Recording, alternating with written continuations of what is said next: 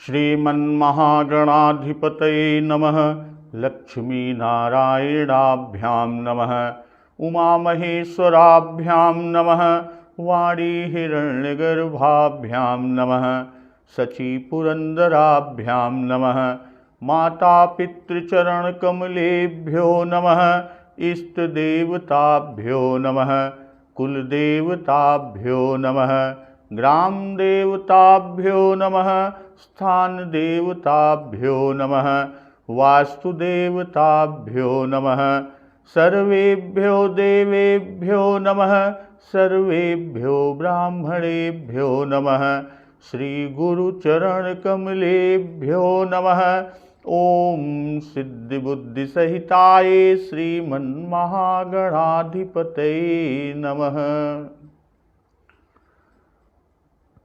मंत्री सुमंत्र जी लौटकर अयोध्या आते हैं। रनिवास में समाचार मिलता है, सब उनसे हाल पूछते हैं और मंत्री सुमंत्र जी राजा कहाँ, राजा कहाँ, राजा जी के बारे में पूछते हैं। तब दासियां मंत्री सुमंत्र जी को कौशल्या जी के महल में लेके गई, जहां महाराज दशरथ जी हैं। तो देखी सचिव जय जीव कही, कीन्हेहु दंड प्रणाम। सुनत उठौ व्याकुल नृपति, कहु सुमंत्र कह राम। मंत्री जी ने राजा जी को देखकर जय जीव कहकर दंडवत प्रणाम किया, और सुनते ही राजा महाराज दशरथ जी व्याकुल होकर उठे और बोले, हे सुमंत्र, कहो राम कहाँ हैं। भूप सुमंत्र लीन उरलाई, बूढ़त कछु आधार जनु पाई। सहित स्नेह निकट बैठारी, पूछत राउ नयन भरी भारी। महाराज दशरथ जी ने सुमंत्र को हृदय से लगा लिया, और मानो डूबते हुए आदमी को कुछ सहारा मिल गया हो।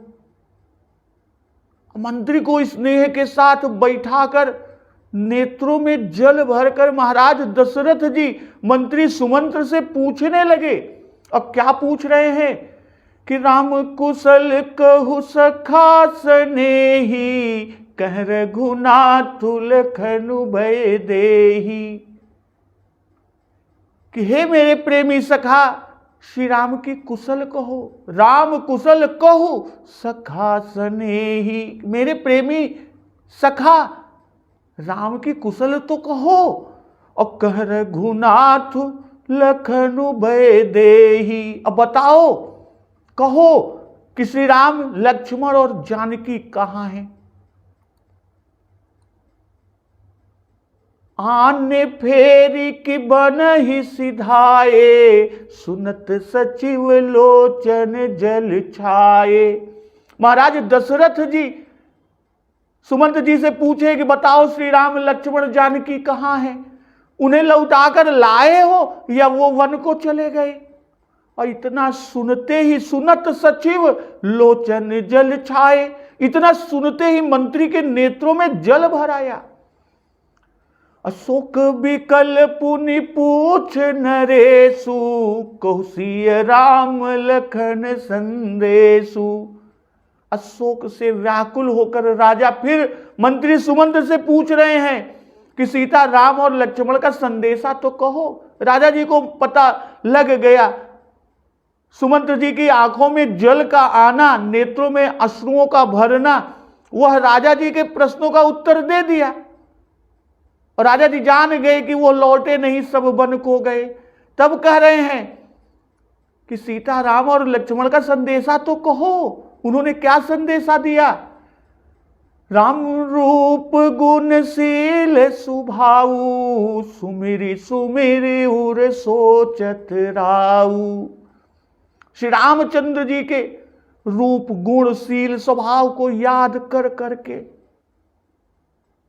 महाराज दशरथ जी हृदय में सोच करते हैं कि राऊ सुनाई दीन बनवासु, सुन मन भयउ न हरसु हरासु।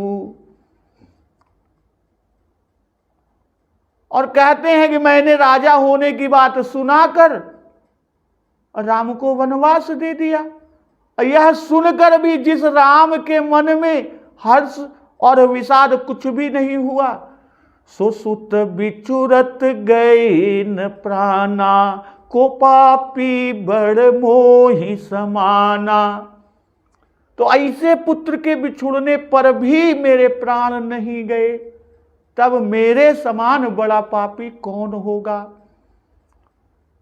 तो महाराज दशरथ जी सुमंत्र से कह रहे हैं कि सखा राम सिय लखन जह, तहां मोहि पहुँचाऊ, नाहित चाहत चलन अब, प्राण कहूँ सति भाऊ। कि हे सखा, श्री राम जानकी और लक्ष्मण जहां हैं, सखा राम सिय लखन जह, तहां मोहि पहुँचाऊ, मुझे भी वहां पहुंचा दो, नहीं तो नाहित चलन क्या, नाहित चाहत चलन अब, प्राण कहूँ सति भाव। नहीं तो मैं सत्य भाव से ये बताता हूं, बिल्कुल सत्य कहता हूं कि मेरे प्राण अब चलना ही चाहते हैं।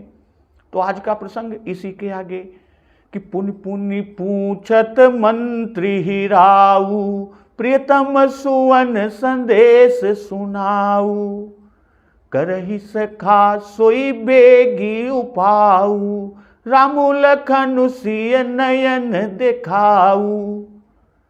सचिव धीर धरि कह मृदुबानी, महाराज तुम पंडित ज्ञानी। वीर सुधीर धुरंधर देवा, साधु समाजु सदा तुम सेवा। जन्म मरण सब दुख सुख भोगा, हानि लाभ प्रिय मिलन वियोगा।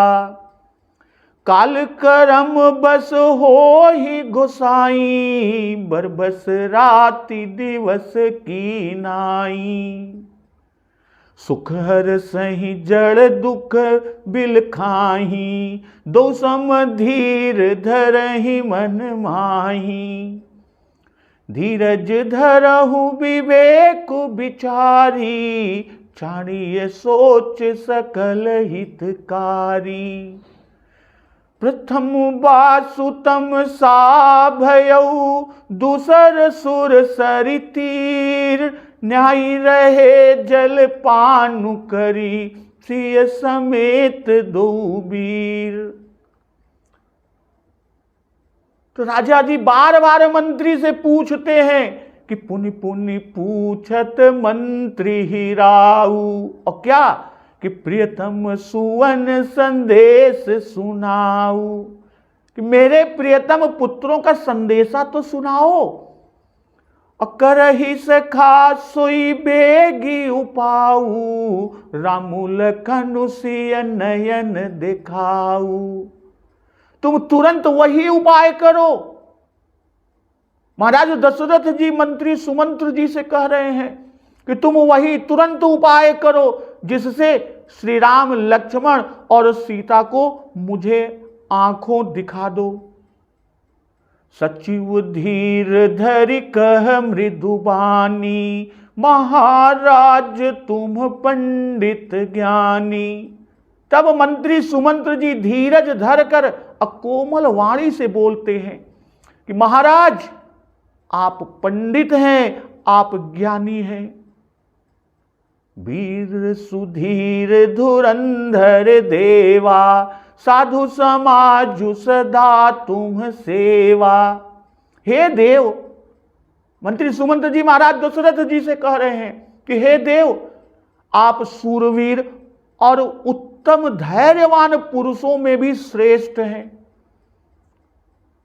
साधु समाज सदा तुम सेवा, आपने सदा साधुओं के समाज का सेवन किया है। और आगे सुमंत्र जी कह रहे हैं कि जन्म मरण सब दुख सुख भोगा, हानि लाभ प्रिय मिलन वियोगा। कि जन्म मरण सुख दुख के भोग, हानि लाभ और प्यारों का मिलना और बिछुड़ना, हानि लाभ प्रिय मिलन वियोगा। काल करम बस हो ही गोसाई, बरबस रात दिवस की नाई। ये सब हे स्वामी काल और कर्म के अधीन रात और दिन की तरह बरबस होते रहते हैं। और सुख हर सही जड़ दुख बिल खाही, दो सम धीर धरहि मन माही। अमूर्ख लोग सुख में हर्षित होते हैं, सुख हर सही। जड़ जो मूर्ख हैं सुख में प्रसन्न होते हैं, हर्षित होते हैं, और दुख बिल खाही, दुख में बिलख कर रोते हैं। और दो सम धीर धरहि मन माही। पर धीर पुरुष अपने मन में दोनों को समान समझते हैं। तो धीरज धरहु विवेक विचारी, छाड़िए सोच सकल हितकारी। तो हे सबके हितकारी, हे सबके रक्षक, आप विवेक विचार कर धीरज धरिए और शोक का परित्याग कीजिए।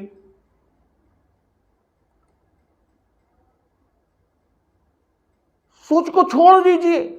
तो बाबा गोस्वामी तुलसीदास जी लिख रहे हैं कि पुनि पुनि पूछत मंत्री हिराऊ, प्रियतम सुवन संदेश सुनाऊ।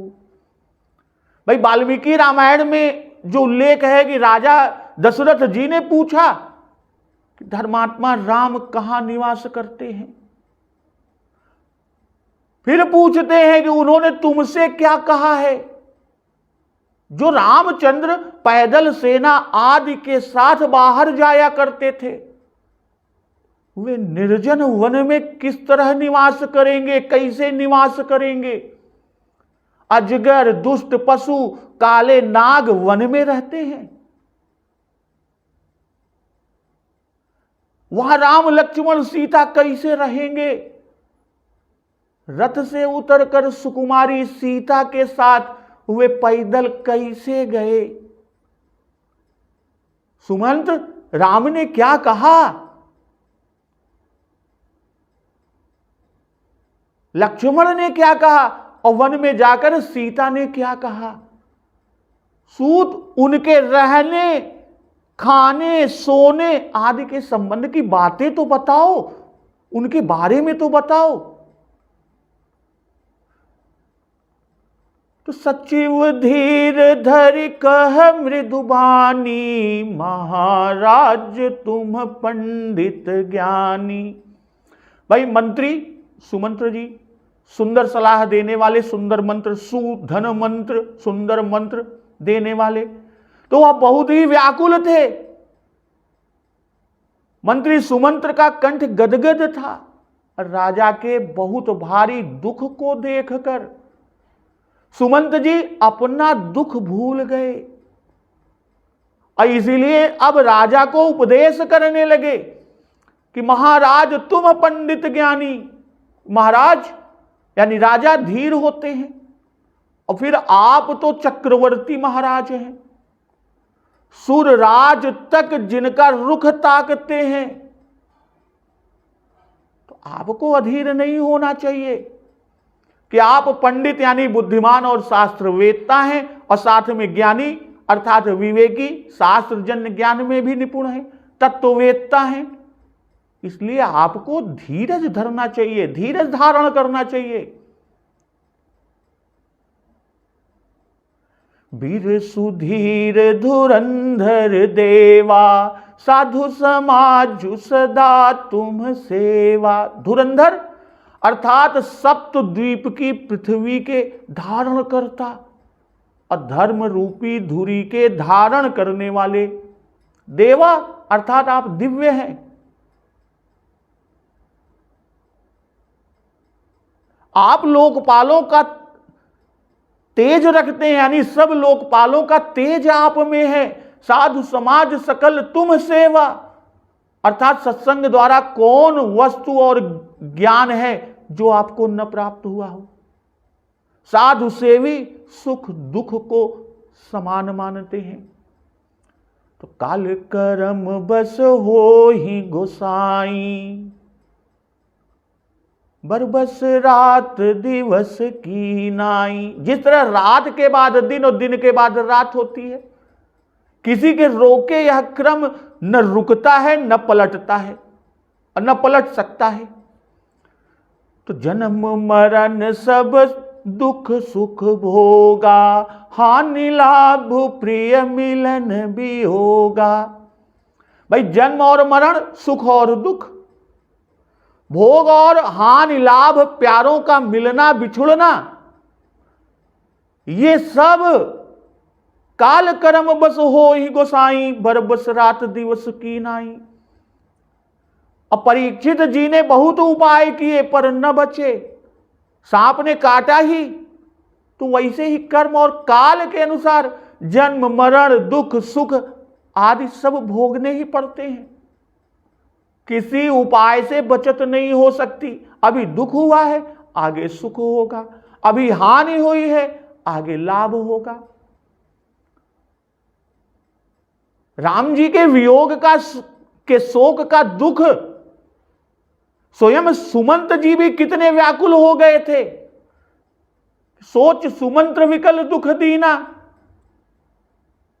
फिर भी महाराज दशरथ जी को सुमंत जी स्वयं ही समझाते हैं, इससे पर उपदेश कुशल बहु तेरे, जे आचरहित नर न घनेरे के समान सुमंत जी का व्यवहार देखने में मिलता है। देखने में तो यही आता है। तो यहां मानव स्वभाव की एक विशेषता सुचारू रूप से बताई गई। पंडित ज्ञानी वीर सुधीर धुरंधर, साधु समाज सदा तुम सेवा, ये सब लक्षण सुमंत जी में भी विद्यमान हैं और वे स्वयं भी बुद्ध हैं। यह सिय राम स्नेह बढ़ाई, और यह महिमा रघुबर स्नेह की। कहते हैं कि सुखर सही जड़ दुख बिल खाही, दो सम धीर धर ही मन माही।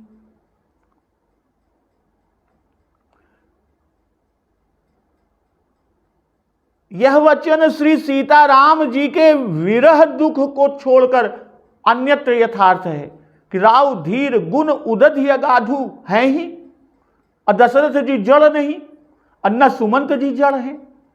जितने धीर सुमंत जी हैं उतने या उससे भी अधिक धीर दशरथ जी हैं। पर दशरथ जी श्री सीताराम स्नेह की व्याकुलता में प्राण त्याग करेंगे इस डर से। सुमंत जी को इसी का डर है कि इस डर से सुमंत जी का समझना अति उचित ही है कि धीरज धरहु विवेक विचारी, छाणिय सोच सकल हितकारी। कि सबके हितकारी रक्षक आप विवेक का विचार कर धीरज धारण करिए और शोक का परित्याग कीजिए। भाई शोक विवेक और धैर्य आदि का नाशक है। जो शोक है वह विवेक और धैर्य का नाशक है, तो उसको छोड़िए और गुरु तथा शास्त्रों द्वारा जो विवेक प्राप्त है उससे विचार करिए तो धैर्य होगा। यहां कहने का भाव जो है कि विवेक और धैर्य आदि का नाशक कौन होता है, उसका नाशक शोक है। इसलिए शोक को छोड़िए और क्या ग्रहण कीजिए, गुरु और शास्त्रों द्वारा जो विवेक मिला है, जो विवेक प्राप्त है, उस विवेक से विचार करेंगे तभी धैर्य धारण होगा। तो सुमंत्र जी आगे कहते हैं कि प्रथम बास तम सा भयऊ, दूसर सुर सरि तीर, न्याही रहे जल पानु करी, सिय समेत दो वीर।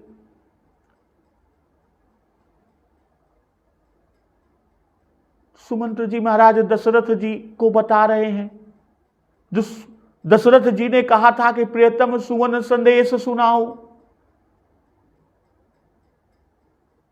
जो राम लक्ष्मण और सीता के संदेश की बात, अब वही पूरा विवरण बताएंगे, कैसे गए और कितने कहां पर रुके, क्या खाए पिए, सारा वही बता रहे हैं। और कह रहे हैं कि प्रथम वास तमसा भयऊ, पहला निवास तमसा नदी पर हुआ, और दूसर सुरसरी तीर, और दूसरा पड़ाव गंगा तट पर।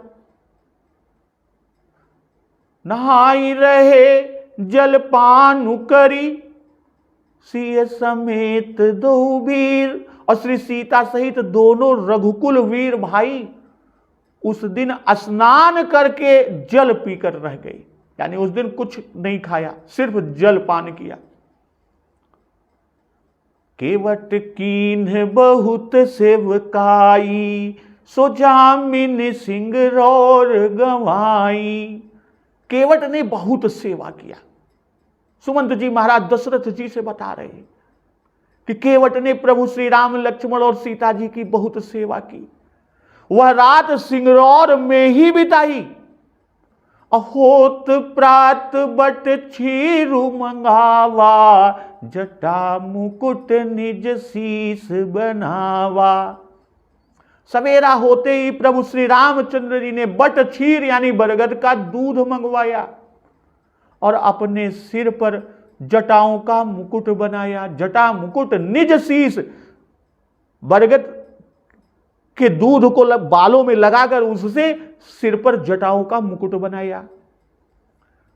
राम सखा तब नाव मंगाई, प्रिया चढ़ाई चढ़े रघुराई। सवेरा होते ही श्री राम जी ने बरगद का दूध मंगवाकर सिर पर जटाओं का मुकुट बनाया और तब श्री रामचंद्र जी के सखा निषाद राज ने नाव मंगवाई और श्री रघुनाथ जी प्रिया सीता जी को उस पर चढ़ाकर स्वयं चढ़े। लखनु बान धनु धरे बनाई, आपू चढ़े प्रभु आय सुपाई। और लक्ष्मण जी ने धनुष बाण संवार कर या धारण किए और प्रभु की आज्ञा पाकर लक्ष्मण जी भी नाव पर चढ़े।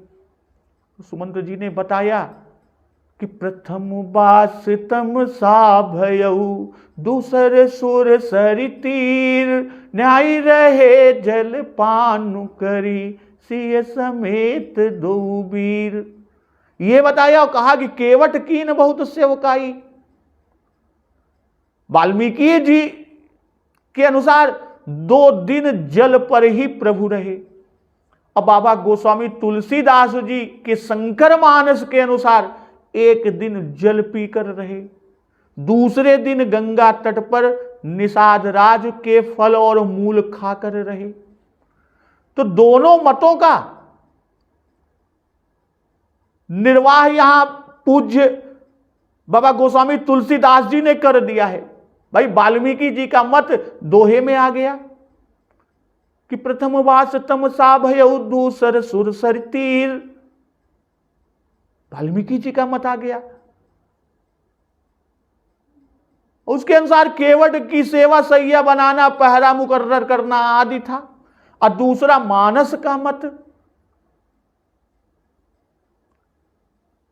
तो प्रथम वास तम सा भयऊ, तहां नहाई रहे जल पान करी, और दूसरा सुरसर तीर, तहां केवट कीन बहुत सेवकाई। अर्थात फल मूल कंद लाकर दिए, जो सबने खाए, सैया सजाई, पहरा दिया, नाव मंगाई।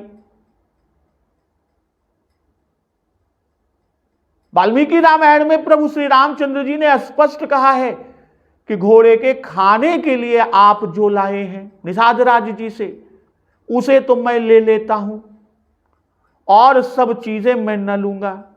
आपकी यह वस्तु लेकर मैं आपके द्वारा सत्कृत हो जाऊंगा। और आगे वाल्मीकि जी लिखते हैं कि सिर्फ जल ही पिया।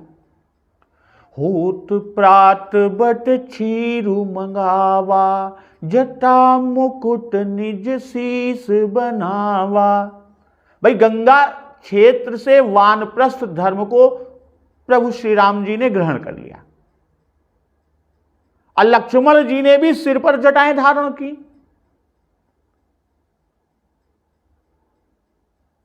राम सखा तब नाव मंगाई, प्रिया चढ़ाई चढ़े रघुराई। और तब उसके बाद प्रभु श्री राम जी के सखा निषाद राज ने नाव मंगवाई और पहले मां जगदम्बा सीता जी को चढ़ाया, फिर स्वयं चढ़े। लखन बाण धन धरे बनाई, आप चढ़े प्रभु आय सुपाई। भाई लक्ष्मण जी सन्नद्ध हैं, आयुधों को धारण किया, नाव पर चढ़ना और पार जाना प्रभु के अधीन, इसलिए आज्ञा की राह देखते रहे, यानी प्रभु की आज्ञा को अगोरत रहें, देखत रहें कि कब दई हैं तब हम चढ़ब। और जब प्रभु आज्ञा देहन तब लक्ष्मण जी भी नाव पर चढ़े। तो लक्ष्मण जी ने एक भाव इसका, यहां पर कुछ विद्वत टीकाकार संत जनों का कहना है कि लक्ष्मण जी ने शस्त्र उतार कर रख दिए, लखन बाण धनु धरे बनाई, क्योंकि नदी के भय से तन पर शस्त्र आदि नहीं धारण किए जाते। कारण यदि नाव कदाचित डूब जाए तो अस्त्र शस्त्र बांधे संभलना कठिन हो जाएगा। अय्या इससे नाव पर रख दिया कि श्री राम जी पार उतरकर अभी स्नान करेंगे।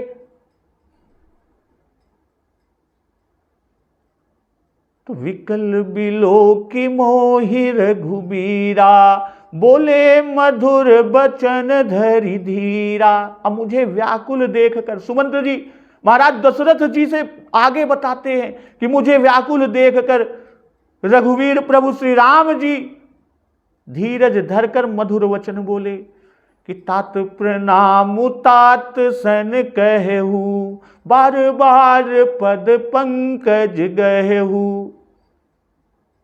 हे तात, पिताजी से मेरा प्रणाम कहना, अब बार बार बारंबार मेरी ओर से पिताजी के चरण कमल पकड़ना। अकर विपाय परि विनय बहोरी, तात करिय जनि चिंता मोरी। अब फिर पांव पकड़कर विनती करिएगा, हे तात मेरी चिंता न कीजिए, बनमग मंगल कुशल हमारे, कृपा अनुग्रह पुण्य तुम्हारे। या आपकी कृपा, आपके अनुग्रह और आपके पुण्य के प्रताप से वन मार्ग में हमें मंगल और कुशल है। भाई सुमंत्र जी ने जो अभी महाराज दशरथ जी से बताया, और श्री राम जी ने पहले सुमंत जी को विदा कर दिया, तब गंगा तट पर आए कि बरबस राम सुमंत पठाए, सुरसरी तीर आप तब आए। और यहां सुमंत जी कहते हैं कि संवाद राम जी के नाव पर सवार होने के बाद हुआ, और संवाद में जो बातें हुई थी वे सुमंत जी की कही हुई बातों से मेल भी नहीं खाती। भाई विदा होने के बाद भी सुमंत ने नहीं माना, वे गंगा तट पर पहुंच ही गए, वहां भी कुछ बातचीत हुई। तो बाबा गोस्वामी तुलसीदास जी ने दोनों संवादों की मिली जुली बातें यहां सुमंत जी से कहला रहे हैं। तो बिकल बिलो की मोहि रघुबीरा, बोले मधुर बचन धरि धीरा। तात प्रणाम तात सन कहू, बार बार पद पंकज गहू। कि वे रघुवीर हैं, स्नेह को जीते हुए हैं, तो भी वे करुणा निधान है। अब मुझे विकल देख रघुवीर जी भी विकल हो गए कि करुणामय रघुवीर गोसाई, बेगी पाई है पीर पराई। इसलिए धैर्य धारण करके बोले। और क्या कहे कि तात प्रणाम तात सन कहू, बार बार पद पंकज गहू। कि हे तात, पिताजी से मेरा प्रणाम कहिएगा और मेरी ओर से बार बार उनके चरण कमल को पकड़िएगा। अकर विपाय परि विनय बहोरी, तात करिय जनि चिंता मोरी। फिर पांव पकड़कर पिताजी से विनती करिएगा मेरी ओर से कि हे पिताजी, आप मेरी चिंता ना कीजिए, क्योंकि आपकी कृपा से, कृपा अनुग्रह पुण्य तुम्हारे, आपकी कृपा अनुग्रह और पुण्य के प्रताप से वन मग मंगल कुशल हमारे, वन और मार्ग में हमारा कुशल मंगल होगा। भाई वन में मंगल है, मुनियों का दर्शन होगा, कुशल है, सुग्रीव आदि सखा मिलेंगे, धर्म का निर्वाह होगा, कोई बाधा नहीं कर सकेगा। यह मंगल आपकी कृपा और अनुग्रह से होगा और मार्ग में कुशल पूर्वक जाऊंगा। तो यह सब आपके पुण्य प्रताप से, पुण्य तुम्हारे कि जिनके माता पिता धर्मात्मा होते हैं उनकी संतान उनके सुख के लिए पुण्य प्रभाव से सकुशल रहती हैं। तो तुम्हारे अनुग्रह तात कानन जात सब सुख पाई हूं, कि हे तात आपकी कृपा से, तुम्हारे अनुग्रह तात कानन जात सब सुख पाई हूं, कि वन में जाते हुए कानन जात सब सुख पाई हूं, कि मैं सभी प्रकार का सुख पाऊंगा। अप्रतिपाल्याय सुकुशल देखन पाय पुनि फिर आई हूं। आज्ञा का पूर्ण रीति से पालन कर, प्रतिपाल आयसु, आपकी जो आयसु आज्ञा है उसका पूर्ण रूप से पालन कर, कुशल देखन पाय पुनि फिर आई हूं, कुशल पूर्वक लौटकर फिर आपके चरणों का दर्शन करने आऊंगा। जननी सकल परितोषि परि परि पाय कर बिनती घनी।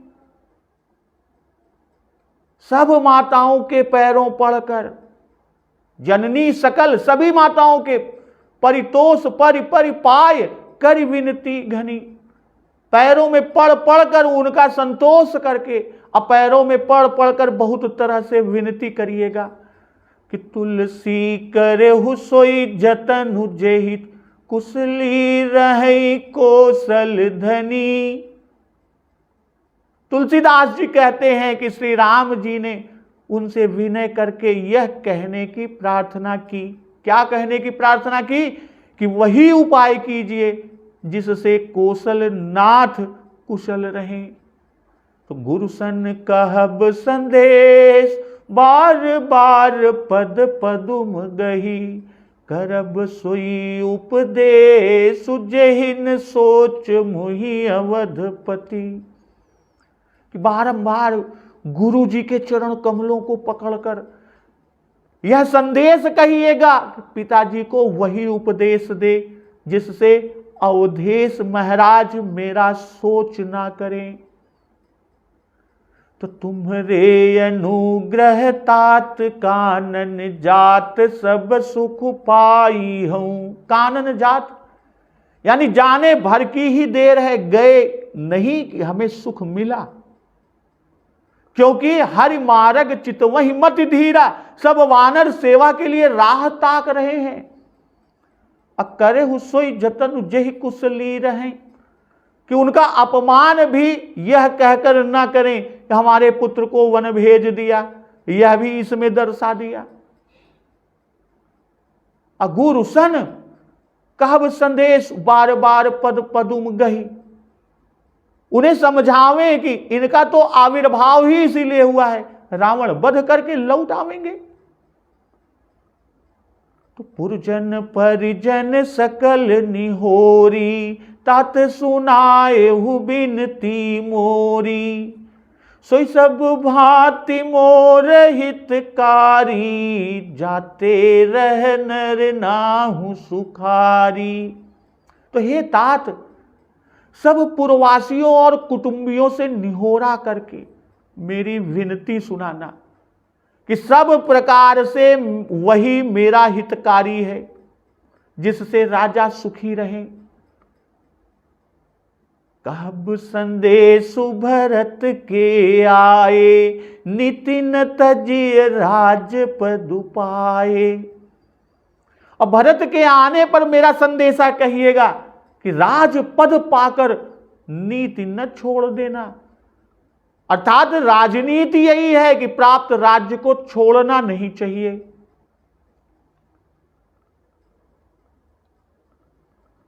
और फिर कहते हैं कि कर्म मन और वचन से कि पालेहु प्रज ही करम मन बानी, सेऊ मातु सकल समझानी। कर्म मन वचन से प्रजा का पालन करना और सब माताओं को समान जानकर सबकी सेवा करना। और निबाहेहु भायप भाई, कर पितु मातु सुजन सेवकाई। हे भाई, पिता माता सुजन स्वजनों परिजनों सज्जनों की सेवा करके भाई पने को अंत तक निभाना। तो तात भांति ते ही राखब राऊ, सोच मोर जेहि करई न काऊ। हे तात, राजा को उसी प्रकार से रखना जिससे वे कभी भी मेरा सोच न करें, मेरे बारे में सोच ही ना पाए। कुछ इस तरह से करिएगा। लखन कहे कछु बचन कठोरा, बरजी राम पुनि मोहिनी होरा। लक्ष्मण जी ने कुछ कठोर वचन कहे, तब श्री राम जी ने उनको मना करके और डांट करके और फिर मुझसे विनती की कि बार बार निज शपथ दिवाई, कि बार बार अपनी कसम दिलवाई मुझसे कि हे तात, कहा भी न तात लखन लड़काई। हे तात, राजा को उसी प्रकार से कहिएगा। लक्ष्मण जी की लड़काई की बात, उनके लड़कपन को न कहिएगा। कही प्रणाम कछु कहन लिय, सिय भई शिथिल स्नेह। थकित बचन लोचन सजल, पुलक पल्लवित देह। अब प्रणाम कहकर फिर सीता जी ने कुछ कहना चाहा महाराज, पर वह स्नेह के कारण शिथिल हो गई, उनकी वाणी रुक गई, नेत्र आंसू से भर गए, लोचन सजल, अब पुलक पल्लवित देह, देह पुलक से प्रफुल्लित हो गई।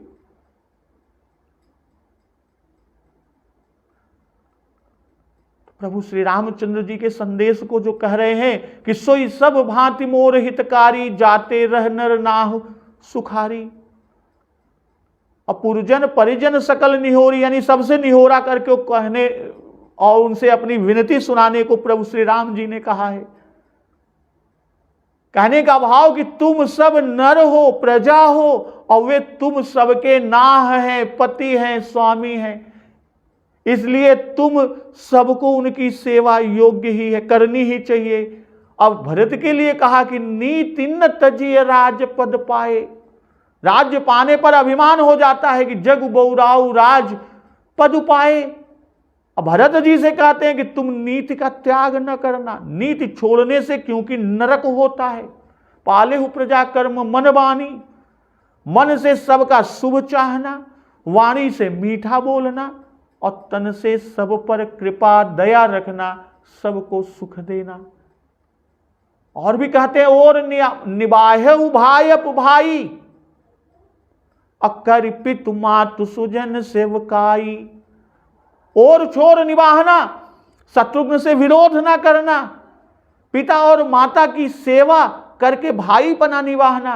और यह कहकर प्रभु श्री राम जी बता रहे हैं, ये जन्मावत है कि हमारी माता लक्ष्मण की माता अन्य सब माताओं की सेवा करके, इनके सेवा करई से हम दोनों भाई भी खुश रहें। और यही भाई निभाऊगा, यही भाई निभाना है भाई, अपना भाई मानकर भाई की माता की सेवा करना।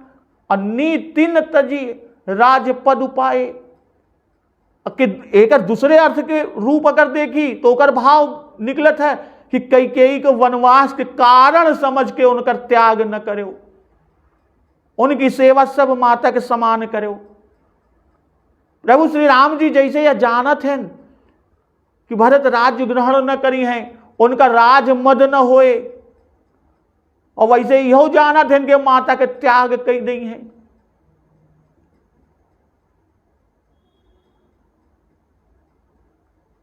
तो और निबाहेहु भायप भाई, कर पितु मातु सुजन सेवकाई। भाई हम माता पिता की आज्ञा का सेवन करते ही, उनके आज्ञा पालन करते ही अतो उनके चरणन के सेवा कर लिया।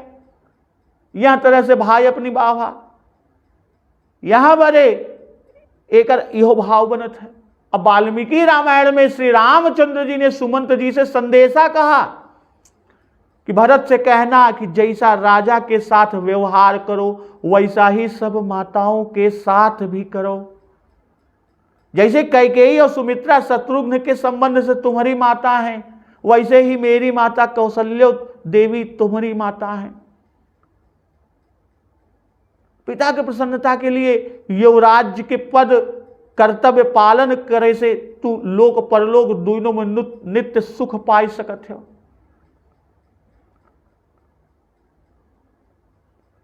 सुमंत ने कुछ इस प्रकार से कहा कि भरत से कहना सब माताओं की यथायोग्य सेवा वे करें, युवराज पद पाकर राज आसन पर अधिष्ठित पिता का पालन करें, राजा की इच्छा भंग न होने दें, राजा के आज्ञा के अनुसार यह राज्य में संतोष करें और मेरी माता को अपनी माता के समान समझे। इसी तरह की बहुत सारी बातें कही। अपुन कछु कही लखनु कटुबानी, तो लखन कहे कछु वचन कठोरा, बरज राम पुनि मोहिनी होरा। लक्ष्मण जी ने पिता को कटु वचन कहे और श्री रामचंद्र जी ने प्रभु श्री रामचंद्र जी तो ऐसा प्रीति भक्त है कि पिता वचन तज राज उदासी, दंडक वन विचरत अविनाशी। प्रभु श्री राम पिताजी पे किंचित क्रोध नाय कहन, किंतु उनके वचन मान के राज्य छोड़ वन में फिरे लागेन। श्री रामचंद्र जी को लक्ष्मण जी अति प्रिय हैं कि ते सिय राम ही प्राण प्यारे। तो उनके प्रति भरत जी ने भी कहा है कि लालन जोग लखन लघु लोने। इसलिए लक्ष्मण जी के कथन की लड़कपन में गणना करके उन्होंने मंत्री जी से यह न कहा कहब न तात लखन लड़काई। तब सुमंत ने क्यों कह दिया? इसका एक कारण कि सकुच राम निज शपथ दिवाई। और राजा तीनों का संदेश पूछ रहे हैं। शोक विकल पुनि पूछ नरेशु, कहु सिय राम लखन संदेशु। इतना ही कहा कि लक्ष्मण जी ने कुछ कहा, पर श्री राम आपन शपथ दिलाई के आपन कसम रखाए के न कहे बड़े कहे हैं। भाई राजा बड़े हैं,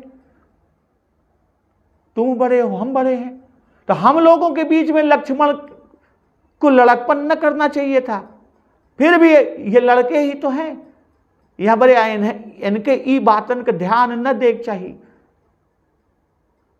लक्ष्मण के कहब योग्य ना एका भुलाई दे। और किसी किसी का मत है कि राजा सत्यसंध है, उनका मंत्री भी सत्यवादी ही होगा, और हैं भी, इसलिए मंत्री ने सत्य नहीं छोड़ा, राजा का उत्तर भी दिया और प्रभु श्री राम जी का वचन भी रखा। लक्ष्मण के संदेश को नहीं कहा, क्योंकि राम जी की आज्ञा है कि लखन संदेश कहे जनु। सुमंत ने संदेश कहा, कहां कहा? किंचित भी तो नहीं कहा। लखन कहे कछु वचन कठोरा, कहने की आवश्यकता क्या थी? तो इसका उत्तर कि राजा के कहु सिय राम लखन संदेशु, पर भी सुमंत जी ने किसी का संदेशा नहीं कहा। पर जब पुनि पुनि पूछत मंत्री हिराऊ, प्रियतम सुवन संदेश सुनाऊ, तब कहना भी आवश्यक हो गया। भाई प्रियतम सुवन श्री राम लक्ष्मण दोनों है, मेरे प्राणनाथ सुत दो, पुनि दंडवत करत दो भाई। तो राजा की आज्ञा के अनुसार लक्ष्मण का संदेश सुनाना कर्तव्य हो गया, पर श्री राम जी की मना ही थी, श्री राम जी ने मना किया था। इसलिए सुमंत जी ने बुद्धिमानी से दोनों की आज्ञा का पालन कर दिया, दोनों की आज्ञा का पालन किया। और फिर जो वचन कहे वे भी संदिग्ध ही हैं। इसमें यह नहीं कहा कि वे ये वचन दशरथ संबंधी थे या कैकेयी के संबंध में थे। कठोर वचन थे, लेकिन के संबंध में एक नाय कहन। कैकेयी को ही सबने बुरा भला कहा है, जह तह दे कैकेयी गारी, दे कुचाली कोटि के गारी। इससे राजा ने समझा होगा कि कैकेयी के विषय में लक्ष्मण ने कटु वचन कहे होंगे। सुमंत जी पूरे निर्दोष हैं। इतना ही नहीं, उन्होंने अपना सुमंत नाम भी चरितार्थ कर दिखाया। तो कही प्रणाम कछु कहन लिय, सिय भय शिथिल स्नेह, थकित बचन लोचन सजल, पुलक पल्लवित देह। भाई श्री सीता जी का संदेशा सुमंत जी ने राजा जी से क्यों न कहा? यह सोचकर सुमंत जी ने न कहा कि वह संदेश हमसे न कहा जा सकेगा।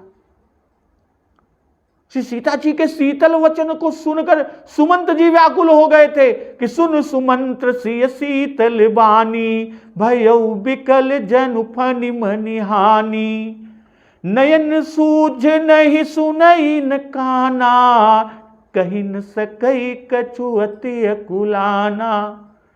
जब सुनकर यह दशा सुमंत की हो गई थी तो क्यों कहते, फिर इसका स्मरण करके विह्वल हो रहे हैं। राजा को विश्वास था कि वे जरूर लौटेंगी, सीता जी जरूर लौटेंगी। तो उस संदेश को सुनकर तो राजा के प्राण क्षण भर भी न रहेंगे, सुनते ही निकल जाएंगे।